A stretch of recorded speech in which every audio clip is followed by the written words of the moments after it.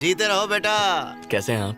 अरे मैं तो एकदम ठीक हूँ। तुम बताओ तुम्हारी पढ़ाई कैसी चल रही है? अभी एग्जाम्स हो गए हैं, रिजल्ट्स का इंतजार कर रहा हूँ। अगर वीजा की कोई प्रॉब्लम हो तो मुझसे कहना, मैं सिफारिश कर दूंगा, काम हो जाएगा। सुनो, ये मेहनत से आगे बढ़ने वालों में से सिफारिश पर नहीं, समझ गए? पॉलिटिक्स में क्या चल रहा है? अरे इस बार तो इलेक्शन के बाद डिपॉजिट भी नहीं मिलेगा। ऐसा क्यों? अगर नंदवरम प्रोजेक्ट शुरू हो गया तो 30-40 गांव हटाने पड़ेंगे वहाँ से। वो प्रोजेक्ट तो मैं पहले ही रोक चुका हूँ। अरे इसीलिए तो पार्टी आपके पक्ष में थी। तो प्रॉब्लम क्या है? दरअसल एक ऐसा ग्रुप है जो इस प्रोजेक्ट को किसी भी तरीके से शुरू करवाना चाहता है। अगर ऐसा हो गया तो सब करोड़पति बन जाएंगे। कौन सा ग्रुप है? पक्की तरह से तो नहीं जानता, पर अपोजिशन का कोई एक बड़ा आदमी है जो उन्हें पूरी तरह से सपोर्ट कर रहा है। अगर प्रोजेक्ट शुरू हो गया तो फिर वोट हमारे हाथ से गए ही समझो। ये प्रोजेक्ट सिर्फ और सिर्फ किसी के आर्थिक फायदे के लिए बन रहा है। इसके पीछे चाहे जितनी ताकत और लोग लगा दें, भले कितनी भी कोशिशें कर लें, लेकिन मेरे होते हुए ये कभी शुरू नहीं होगा। कैसी हो आप? नमस्ते। हाँ नमस्ते भाभी। ये क्या आज भी राजनीति की बातें? कृष्णा ने आपके लिए प्रोग्राम रखा है, चलिए। गलत को खड़े रहकर देखना नहीं चाहिए, बल्कि हमें भी उसका हिस्सा बनना चाहिए। ये मेरी अपनी राय है। हमें भूषण से दूर रहना चाहिए। दादा का राज दुलारा, मेरा मतलब दादा के जिगर के टुकड़े को शामिल नहीं करना चाहिए। ठीक है, भूषण को छोड़ दो, पर दादा को रोकने के प्लान का क्या हुआ? और हमारे बॉस वहाँ कहते रहते हैं कि राइट टाइम का इंतजार करो, हैं? अरे इसी तरह अगर इंतजार करते रहे तो हम लोग रास्ते में ना आ जाए। तुम बिल्कुल ठीक कह रहे हो। हमारी अगली चाल चलने के बजाय हम यहाँ बैठकर मक्खियाँ मार रहे हैं और वो कहीं आराम से बैठकर मजे किया जा रहा है। मानता हूँ मजे भी करने चाहिए। तो फिर हम देर क्यों कर रहे हैं? टेंशन मत लो, बॉस ने कहा है कि यही सही वक्त है हमारे लिए इस मुसीबत से छुटकारा पाने का। पर एक बात याद रहे, दूर से बॉम्ब्स या गोलियों से काम खत्म नहीं करना है। शांति से उसे उठा कर ले आओ और छोटे छोटे टुकड़े करो उसके और चील कौओं को डाल दो। समझ गया। गोलियों या बम से एक ही बार में काम तमाम हो जाता है। उसे तो जितना तड़पा तड़पा कर मारेंगे, लोगों के मन में हमारी पॉपुलैरिटी उतनी ही ज्यादा बढ़ेगी। और ये है मेरी पब्लिसिटी पर थियरी। बाबा, हमारे परिवारों के बीच जो कुछ हुआ वो आप समझते हैं, पर शिरीषा की मां नहीं मान रही। उन्हें हमारी दुश्मनी से डर लगता है। अगर आप उनसे एक बार मिल लें तो शायद वो समझ जाएंगे। आपकी इजाजत हो तो मैं उन्हें घर लेकर आऊंगा।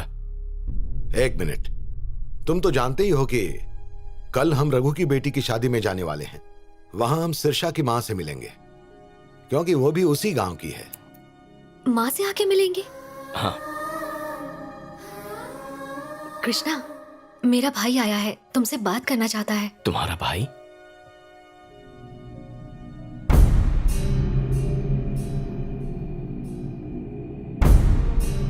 मेरे बारे में तो सुना ही होगा। तुम्हारे बाबा ने मेरे बाबा की जान ली और इसलिए ये लड़ाई शुरू हुई। फिर मैंने तुम्हारे बाबा के दुश्मनों से हाथ मिला लिया। यहां तक कि मैंने भी तुम्हारे बाबा को मारने की कोशिश की, लेकिन मुझे बाद में पता चला कि मेरे बाबा को आखिर क्यों मारा गया था। मुझे एहसास हुआ कि मेरे बाबा गलत थे और तुम्हारे बाबा सही थे। जब इसने मुझे बताया कि ये तुमसे प्यार करती है, दुश्मन होने के बावजूद तुम्हारे बाबा इसे अपने घर की बहू बनाने के लिए तैयार है, यह बात सुनकर मैं शर्मिंदा हो गया। इसलिए आज मैं तुमसे एक बहुत ही जरूरी बात कहने आया हूं। आज तक मैं तुम्हारे दुश्मनों के साथ मिला हुआ था, इसलिए सिर्फ मुझे यह बात पता है। बात क्या है? रघु की बेटी की शादी में जाते वक्त दादा पर हमला करने का प्लान बनाया है। ओह माय गॉड, शादी तो आज ही है।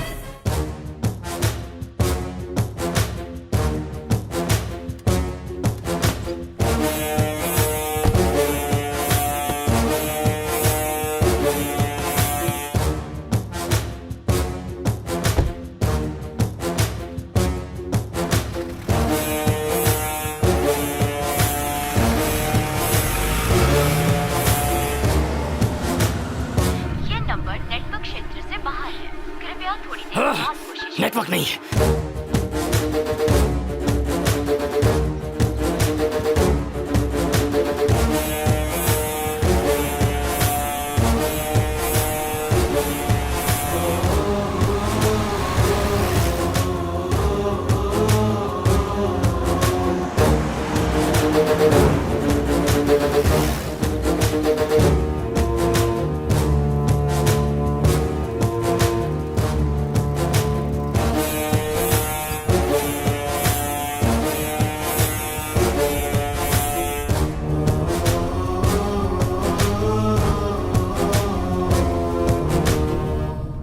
कृष्णा को कब से फोन लगा रहा हूं, नेटवर्क का प्रॉब्लम है।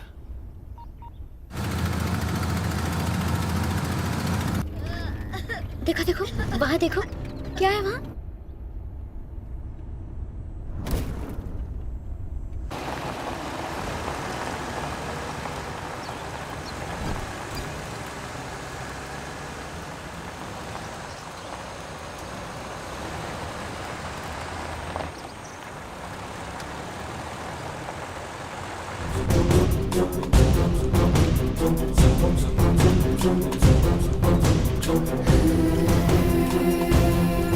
आज जब दादा अपनी पार्टी के एक सदस्य रघु की बेटी की शादी में शामिल होने जा रहे थे तो उन पर कुछ अज्ञात लोगों ने हमला कर दिया।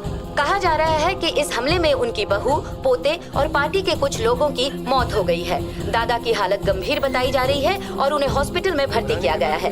डॉक्टर से पता चला है कि दादा की हालत अब खतरे से बाहर है। दादा के चाहने वालों की भीड़ हॉस्पिटल के बाहर इकट्ठा हुई है और वो लगातार दादा की सलामती के लिए दुआ मांग रहे हैं। अपनी जात पात सब कुछ भूलकर बस वो यही प्रार्थना कर रहे हैं कि उनके दादा सही सलामत घर वापस आ जाए। जो चला गया वो वापस नहीं आएगा, जो जिंदा है वो और कितने दिन जिंदा बचेगा, ऐसा सोक्रेटिस ने मुझे सपने में कहा था। जो हो गया सो हो गया, अब रोकर क्या फायदा, ऐसा श्रीमद् भगवत गीता में साफ लिखा है। तो मैं दुखी भी न हूँ, तुम्हें क्या फर्क पड़ता है? बीवी और बच्चे तो मेरे मरे हैं। तुम्हारे प्लान के मुताबिक सिर्फ मेरा बाप मरना चाहिए था। आजकल तो जिंदगी की भी गारंटी नहीं होती, तो फिर प्लान की कैसे होगी? हमें लगता है भविष्य में ऐसा होगा, पर हकीकत में जो होता है उसमें जमीन आसमान का फर्क होता है। अगर मुझे पहले बताया होता तो मैं रिस्क नहीं लेता। जिंदगी में रिस्क ना लेना ही सबसे बड़ी रिस्क है मेरे दोस्त, ये मेरी पर्सनल थियरी है। भूषण, तू तो हमेशा कहता रहता था कि तुझे अपनी पत्नी से प्यार बिल्कुल नहीं है, फिर ये गुस्सा क्यों दिखा रहा है? भूषण,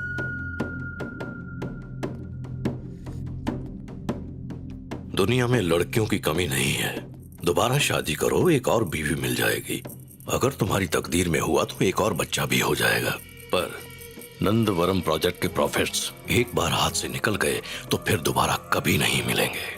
परिवार चल बसा तो क्या हुआ, भविष्य दरवाजे पर दस्तक दे रहा है। याद रखना, पैसों के ढेर पर सोने वाले कभी भी चिल्लर की फिक्र नहीं किया करते। ये मेरी कमर्शियल थियरी है।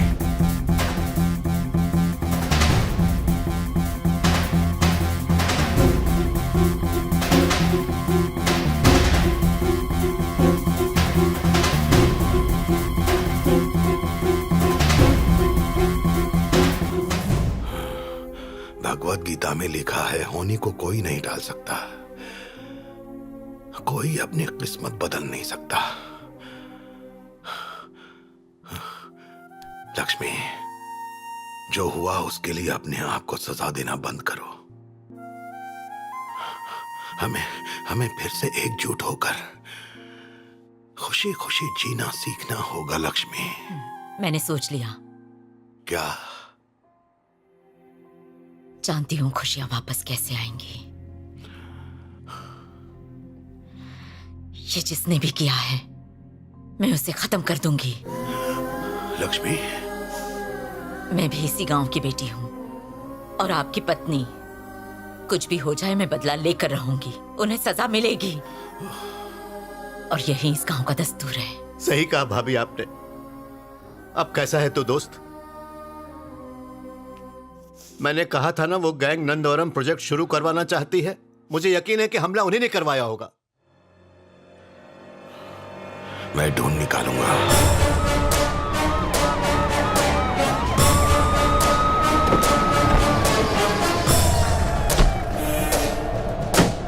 बेटा फिक्र मत करो, हम उनका पता लगा लेंगे। जी सबको बाहर निकालो, सबको यहाँ से बाहर निकालो अभी। चलो देखते हैं।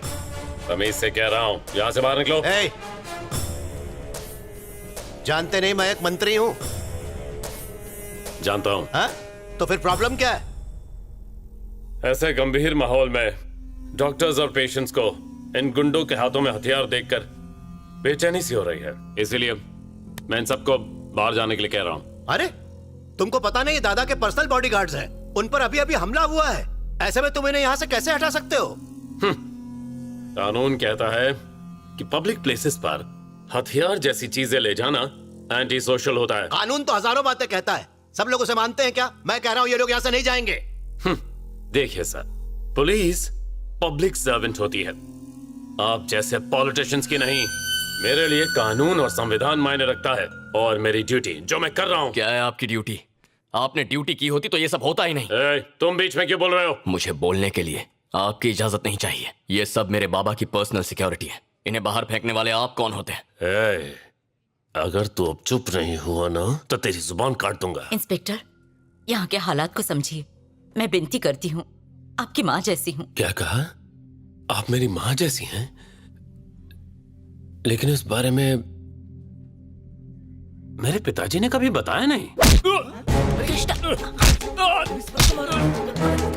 कृष्णा, कृष्णा छोड़ो। नहीं